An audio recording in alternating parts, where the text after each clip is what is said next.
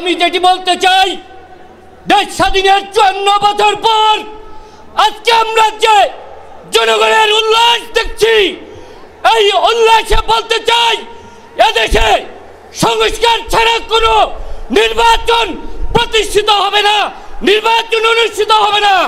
এদেশে সংস্কারবিহীন নির্বাচন গণতন্ত্রের নির্বাচন, সংস্কারবিহীন নির্বাচন গণতন্ত্রের পূর্ণবাসন।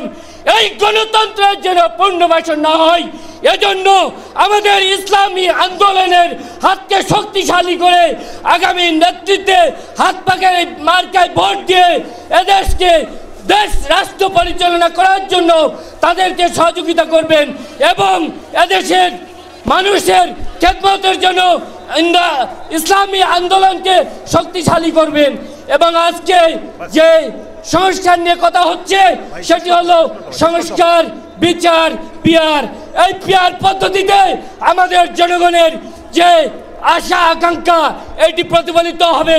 পিয়ার পদ্ধতি চালু হলে পেশি শক্তিতে কেউ নির্বাচন করতে পারবে না। পিয়ার পদ্ধতি চালু হলে আমাদের দেশ বিশ্বের দরবারে আলোকিত হবে।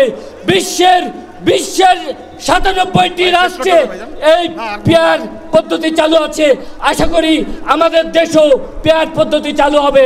তাই আমরা সবাই বলি, আসুন আমরা সবাই একত্রিত হয়ে এক পতাকা তলে ইসলামী আন্দোলনের হাত পাখার প্রতীকে আগামীতে ভোট দিয়ে রাষ্ট্র সংস্কারের পথে এগিয়ে নিয়ে যাব। আসসালামু আলাইকুম ওয়া রাহমাতুল্লাহ।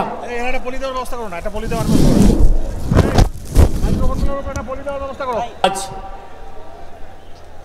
এত বড় একটি মহাসমাবেশ প্রমাণ করছে আমাদের দেশের যে নেতৃত্ব দান করবেন আগামীতে, উনি হলেন আমাদের ইসলামী আন্দোলনের সম্মানিত সভাপতি।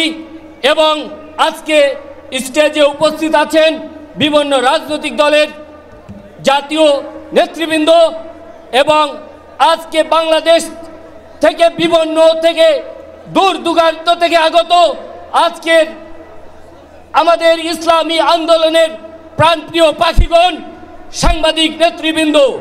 আজ